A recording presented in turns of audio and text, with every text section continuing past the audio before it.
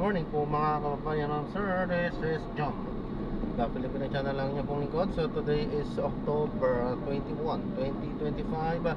At tayo ngayon ay papunta dyan sa may Potrero Health Center na may Durian Road, Potrero, Malabon po yan. At dadalhin po natin sa may Comercio Street, Tugatog,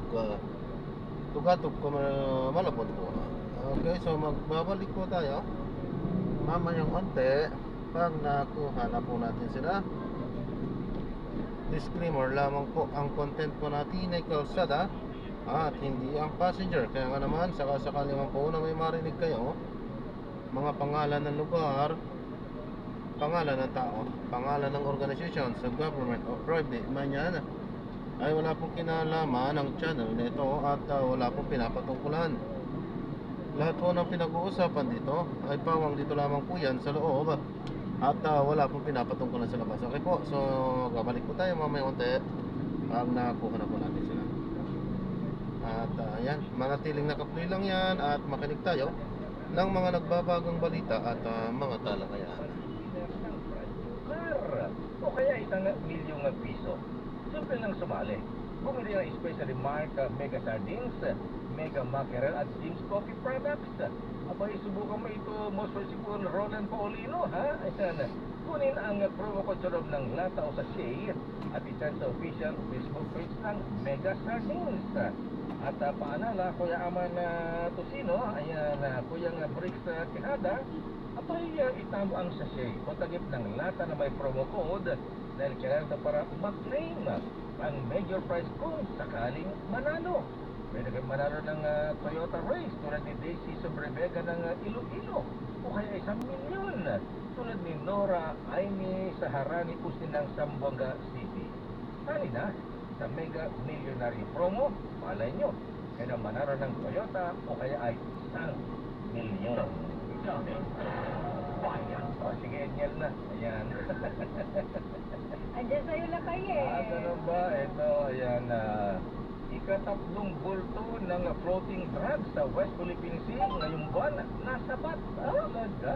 Grabe. Yung bulto-bulto ba yan? Ilang tonelada ba yan? Ilang kilos ba yan?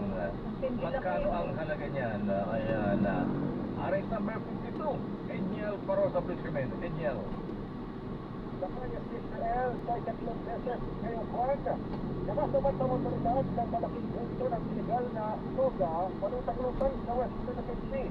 Kinakauli sa Kayas Israel itong 19.2 million pesos na halaga ng marijuana push na nakita malapit sa Sabina o Icon of Rula na report ng Philippine National Police. Nagpapagawa ng Maritime Patrol ang kanilang counterpart sa Philippine Navy na may ispada ng isang malaking itim na bag sa loob ng economic zone ng bansa. Ang siyasati ng mga militar, dito na tumapad ng 32 years plastic packs ng pinagayong high-grade marijuana na tumitimbang ng approximately 6 o 16 na kilo. Pagtapos inspeksyonin sa Naval Facility sa Puerto Princesa, nadali naman ito ngayon sa Provincial Forensic Unit ng Police Imaropa para sa kaukulan pang pagproseso. October 11, higit 200 milyong piso malaga ng floating cocaine ng unang takita ng ospitalidad ay 1 nautical miles sa kabisera ng Palawan. October 6 naman, nagsuko ng ilang mga isda sa Philippine Coast Guard na higit sa 56 million pesos na mangking halaga ng parehong pinagbabawal na gamot.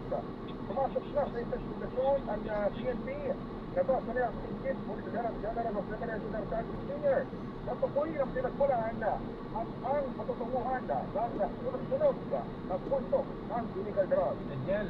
May May ano ba yan? May GPS ba yan?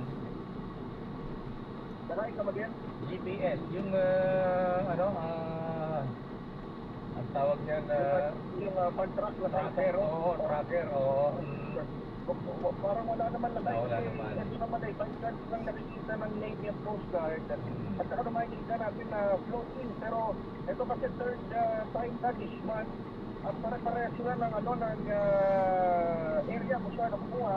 West of Palawan na tayo. Itong pinakahuli ay dito sa may Sabina. Mount Condosol. Isa rin yun sa mga stasyonadong lugar pagdating sa tapatan ng China at Philippine Coast Guard na tayo. Pero pagkaba ito, Enyel, dati-dati mga shabu, di ba? Ito naman kus. Ayan, high-grade marijuana. correct. Yung nakaraan na kayo, okay. Tapos ito, push naman. Okay, At, oo, papabilang yan doon sa mga aalamin ng PNP na rin na ngayon ay pumasok na nga sa investigasyon dito sa kaso ng floating drugs sa West Philippine Sea. Ayan. Okay na Rod. Maraming salamat sa inyo. Dito na tayo. Sa ilang dekada mga kuyang maating ng serbisyo sa pagpapalita ng inyong lakay. Patuloy pa na mahalaga ang malakas na resistensya sa araw-araw. Alam mo, kuyang Omer Mercado, ha? Malaking tulong sa akin ang N Plus Gold. Isang nutritional powder drink na especially formulated para sa healthy aging at daily nourishment ng katawan. Dahil ito kaya ang inyong lakay ay aktibo pa sa pagtatrabaho at nakasabay pa sa mga kapitbahay kong millennials sa pagja-jogging. O saan po kayo? Kasi packed with vitamins and minerals ang N Plus Gold. Kaya nga water dyan. Tamang-tama sa pangailangan nating katawan, lalo kapag nagkakaedad. Kumakuyang mga ting, mahalagang alagaan ang ating mamahal sa buhay. Kaya dapat ay inaalagaan din natin ating mga sarili. Kaya pag-uwi mamaya, duman wala sa medical drug at mag-uwi sa mga magulang ng N Plus Gold. Yan ay tanda ng pagmamahal. William Torres persist. Sorry, lakay. Text na may asawa mo. Ay, boyfriend mo, fiancé mo, ha? Hindi, lakay. Meron akong tinitingnan. Tinitingnan ko yung El Fraile. Alam mo yung El Fraile, lakay. May pinapanood kasi ako lakay. Tapos binabasa ko yung... Mamaya ka naman manood. Oo, may nire-research ako. Ito sabi na isang lady just na listener natin. Yung sinasabi mo na 999,000. Oh, 999. Ayan, sabi nitong kaibigan nating listener nating lady just. Nakita na ako niyan. Bas, yun ang load. Oh, sabi sa'yo lang kanina. Mukhang mission indicado yan sa mga Magtataka ka lang tayo. Kasi pare-pareha sila ng balance. So, paano nangyari yun na mag-uniform kayo ng balance, diba? Bossing MVP. Ayan, bossing RSA. Oh, may something. Pero, mukha lang, paki-investigate na lang. Medyo kanina sa mga Ano mo na lang lakay. Saka itong negosyante para paano dito, magpa-post ng ganyan. Ingat-ingat din, double click kaya biyak. Kaya nga dyan sa Boyet Mapili. Good morning. Oras, Sister L. 9:13. Mga balitan lang din ang usapan. Hindi ako tiniklog dyan at hindi rin ako magpapahuli. Susuyurin natin ang bawat sulok ng Pilipinas. Makakuha lang ng dagdag na detalye para makapaghatid ng balita sa ating mga tagapakinig. Matrabaho? Oo naman. Pero kung naman, hindi lang ako ang natatambakan ng trabaho. Diba? Laras Missy, madalas siya pa nga ang naubukan ng oras dahil sa dami ng gawaing bahay. Isa na rin ang paglalaba. Kung na lang, West Champion Super Clean Detergent Powder na may Quickwash technology. Sinabi niya ang paglalaba, malinis at mabango pa rin. Kaya ngayon, may oras na para sa gala kasama ang pamilya at banding time. West Champion Super Clean, hindi lang malinis, mabango pa ang mga labahin. Ako pa yan sa aking busy. Kaya sa mamis dyan, kung gusto nyo rin ng madaming time sa pamilya, sa Champion Super Clean na may Quickwash technology ka na. Ang oras na yan ay hatid sa inyo. Champion Detergent para less time sa labada, more time sa pamilya. Champion, pasalubong ng bayan. Champion Detergent para less time sa labada, more time sa pamilya. Ang oras ay hatid sa inyo ng Eye Care Center ng Makati Med. This time check is brought to you by ACS Manufacturing Corporation, ISO certified, maker of world-class quality dry detergent.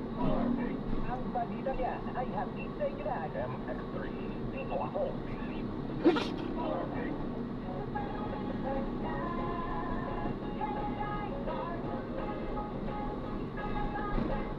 And let's sa ngayon na proyekto, pwede isang RFID na lang yung gagamitin mo kapag motorista ka kapag dumaan ka sa iba't ibang mga expressway.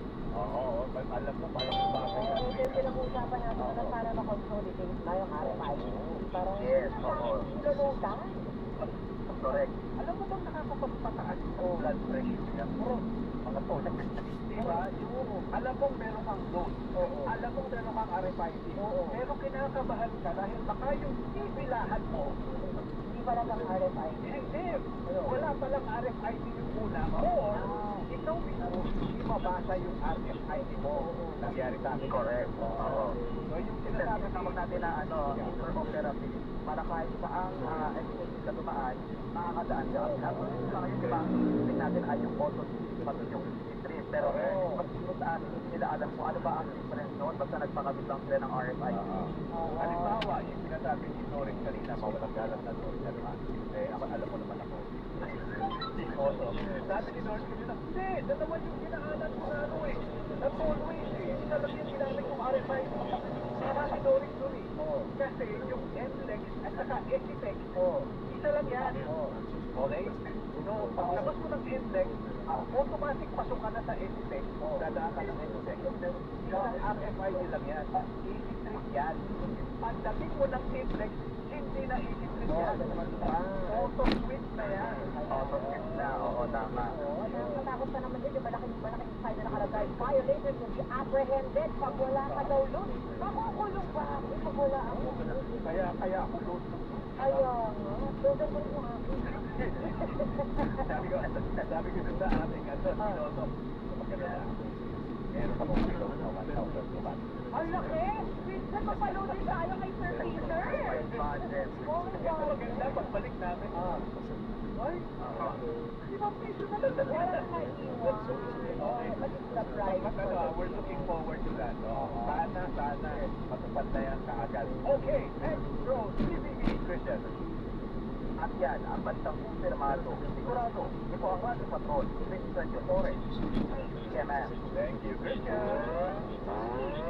Wow! Truck na may kargang semento sumalpok sa isang bahay. Ako po, sa Marine Road, Caloocan. Alamin natin ang detalye at kung may nadama ba o injured mula sa ating Radyo Patrol, Nico. Nico.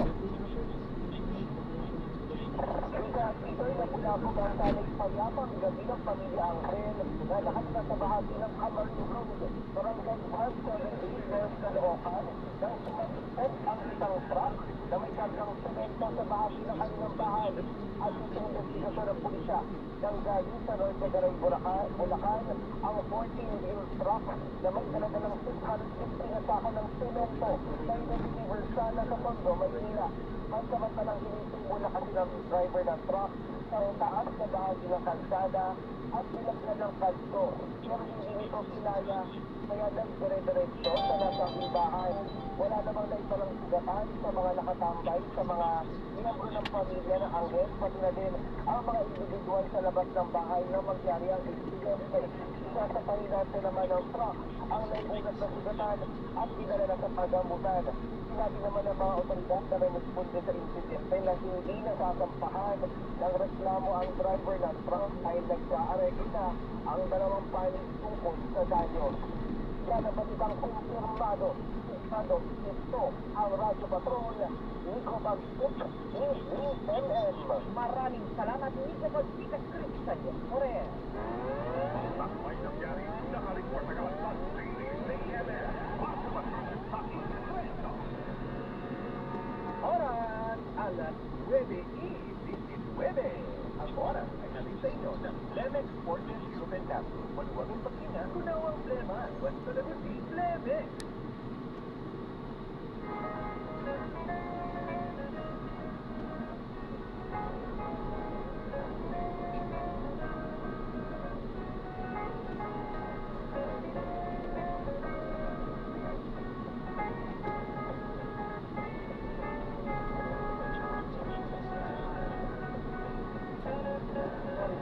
It's a shame. Ashamed!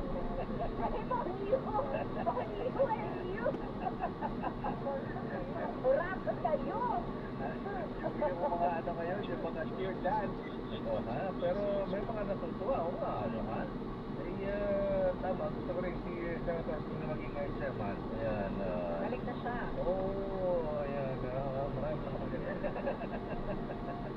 O, tingnan mo na ha. Ayan, pati mo natin ang happy birthday. Hi, Sino yan lakay? Si Kuyang, oy, mga friend, ha, baka di nyo alam, birthday ni Kuyang Muhammad Yusuf Lamping, sa mga Muhammad, ha?